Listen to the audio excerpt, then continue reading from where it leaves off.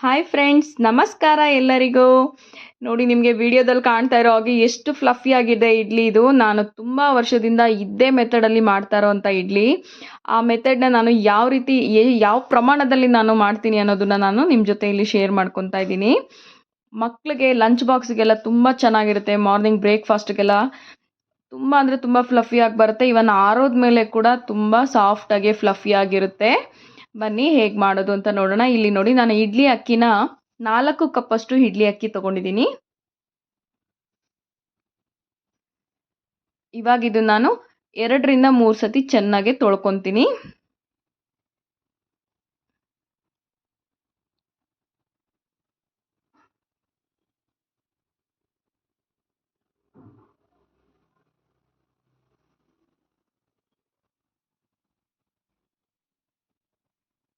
ನೋಡಿ, ಇವಾಗ ಇದು ಅಕ್ಕಿ ಎಲ್ಲ ನೀಟಾಗಿ ತೊಳ್ಕೊಂಡಾಗಿದೆ. ಇವಾಗ ನಾನು ಇದಕ್ಕೆ ನೀರನ್ನ ಸೇರಿಸ್ಕೊತಾ ಇದ್ದೀನಿ. ಇದನ್ನಷ್ಟೇ ಇದನ್ನ ಪಕ್ಕಕ್ಕೆ ಇಟ್ಬಿಟ್ಟು ಇನ್ನೊಂದು ಬೌಲ್ ತಗೊತಾ ಇದ್ದೀನಿ. ನೋಡಿ, ಈ ಬೌಲ್ಗೆ ನಾನು 1 ಕಪ್ಪಷ್ಟು ಉದ್ದಿನಕಾಳು, ಸೇಮ್ ಯಾವ ಬೌಲಲ್ಲಿ ನಾನು ಅಕ್ಕಿ ತಗೊಂಡಲ್ಲ ಅದೇ ಬೌಲಲ್ಲಿ 1 ಕಪ್ಪಷ್ಟು ಉದ್ದಿನಕಾಳನ್ನ ತಗೊಂಡಿದ್ದೀನಿ. ಇದನ್ನು ಕೂಡ 2 ರಿಂದ 3 ನಿಮಿಷ ಚೆನ್ನಾಗಿ ತೊಳೆದ್ಬಿಟ್ಟು ನೆನೆಸಿ ಇಟ್ಕೊತೀನಿ. ಇಲ್ಲಿ ನಾನು ತೋರಿಸ್ತಾ ಇರೋದು 3 ಒಂದೇ ಟೈಮಲ್ಲಿ ನೆನೆಸ್ತಾ ಇದ್ದೀನಿ. ಇದೇ ಮೆಥಡಲ್ಲಿ ಮಾಡಿ. ನಾನು ತುಂಬ ವರ್ಷದಿಂದ ಇದೇ ಮೆಥಡಲ್ಲಿ ಮಾಡ್ತಾ ಇದ್ದೀನಿ. ತುಂಬ ಅಂದರೆ ತುಂಬ ಚೆನ್ನಾಗಿ ಬರುತ್ತೆ ಇಡ್ಲಿ ಇದು. ನೋಡಿ, ಇವಾಗ ಇದು ತೊಳೆದಾಗಿದೆ. ನಾನು ಇದಕ್ಕೂ ಕೂಡ ನೀರು ಹಾಕಿ ನೆನೆಸಿ ಇಟ್ಕೊತಾ ಇದ್ದೀನಿ. ಈಗ ಮತ್ತೊಂದು ಬೌಲ್ ತಗೊಂಡು ಅರ್ಧ ಕಪ್ಪಷ್ಟು ಅವಲಕ್ಕಿ ತಗೊಂಡಿದ್ದೀನಿ. ಅರ್ಧ ಕಪ್ಪಷ್ಟು ಸಾಬುದಾನ ತಗೊಂಡಿದ್ದೀನಿ. ಇದನ್ನು ಕೂಡ ಸೇಮು ನೀಟಾಗಿ 2 ರಿಂದ 3 ಸತಿ ತೊಳೆದ್ಬಿಟ್ಟು ನೀರು ಹಾಕಿ ನೆನೆಸಿಟ್ಕೋಬೇಕು. ಇಲ್ಲ ಅವಲಕ್ಕಿ ಬಂದು ನಾನು ಗಟ್ಟಿ ಅವಲಕ್ಕಿ ತೊಗೊಂಡಿದ್ದೀನಿ. ಸಾಬುದಾನ ಅವಲಕ್ಕಿ ಒಟ್ಟಿಗೆ ನೆನೆಸ್ಕೊಳ್ಳೋದಿದ್ರೆ ನೀವು ಗಟ್ಟಿ ಅವಲಕ್ಕಿನೇ ಬಳಸಿ.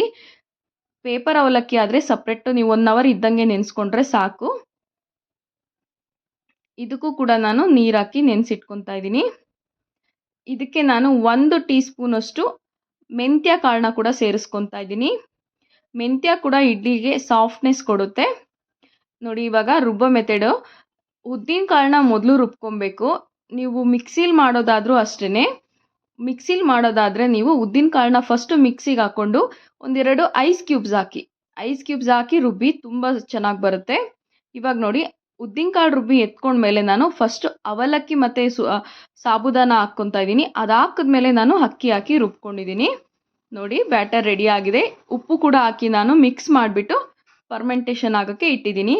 ನೋಡಿ, ಬೆಳಗ್ಗೆ ನಾನು ತೋರಿಸ್ತಾ ಇದ್ದೀನಿ ಎಷ್ಟು ಉಬ್ಬಿದೆ ಅಂತ ಇಡ್ಲಿ ಹಿಟ್ಟು. ಕಂಪ್ಲೀಟಾಗಿ ಉಬ್ಬಿದೆ.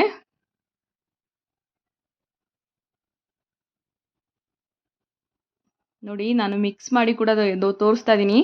ಇಡ್ಲಿ ಹಿಟ್ಟಿನ ಹದ ಹೇಗಿರಬೇಕು ಅಂದರೆ, ನಾವು ಹಿಟ್ಟನ್ನು ಎತ್ತು ಕೆಳಗೆ ಬಿಟ್ಟರೆ ನೀರು ಥರ ಕೆಳಗೆ ಹೋಗಬಾರ್ದು. ಒಂದು ರೀತಿ ಬೊಬ್ಬೆ ಥರ ನಿಂತ್ಕೋಬೇಕು. ಆಗಲೇ ಅದು ಫ್ಲಫಿಯಾಗಿ ಇಡ್ಲಿ ತುಂಬ ಚೆನ್ನಾಗಿ ಬರುತ್ತೆ. ಇವಾಗ ನಾನು ಇಡ್ಲಿ ಪಾತ್ರೆಗೆ ಎಣ್ಣೆ ಸವರ್ಕೊಂಡಿದ್ದೀನಿ.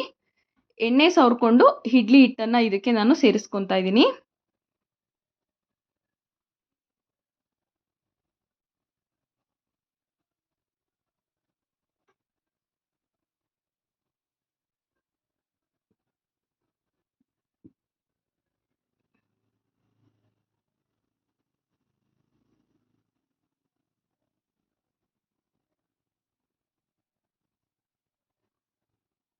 ಇವಾಗ ನಾನು ಇಡ್ಲಿ ಹಿಟ್ಟನ್ನು ಹಾಕೊಳ್ಳೋಕೆ ಮುಂಚೆನೇ ನೀರು ಬಿಸಿ ಇರಬೇಕು. ನೀರು ಬಿಸಿ ಇರೋ ಅಂಥ ಬಿಸಿ ಪಾತ್ರೆಗೆ ನಾವು ಇಡ್ಲಿ ಏನು ಇಟ್ಟಿಟ್ಕೊಂಡಿರ್ತೀವಲ್ಲ ಅದನ್ನು ನಾವು ಇಡ್ಲಿ ಪಾತ್ರೆನ ಅದರೊಳಗೆ ಇಡಬೇಕು. ಇವಾಗ ನೋಡಿ, ಬೆಂದಾಗಿದೆ. ಇದನ್ನು ಕೇವಲ 12 ನಿಮಿಷ ಟೈಮ್ ಸೆಟ್ ಮಾಡಿಕೊಂಡು 12 ನಿಮಿಷ ಬೇಯಿಸಿ ಸಾಕು. ತುಂಬ ಚೆನ್ನಾಗಿ ಬರುತ್ತೆ. ನೋಡಿ, ಎಷ್ಟು ಫ್ಲಫಿಯಾಗಿ ಬಂದಿದೆ. ನೀವು ಕೂಡ ಮನೇಲಿ ಟ್ರೈ ಮಾಡಿ ಹೇಗೆ ಬಂತು ಅಂತ ಕಮೆಂಟ್ ಮುಖಾಂತರ ನನಗೆ ತಿಳಿಸಿ. Thank you for watching.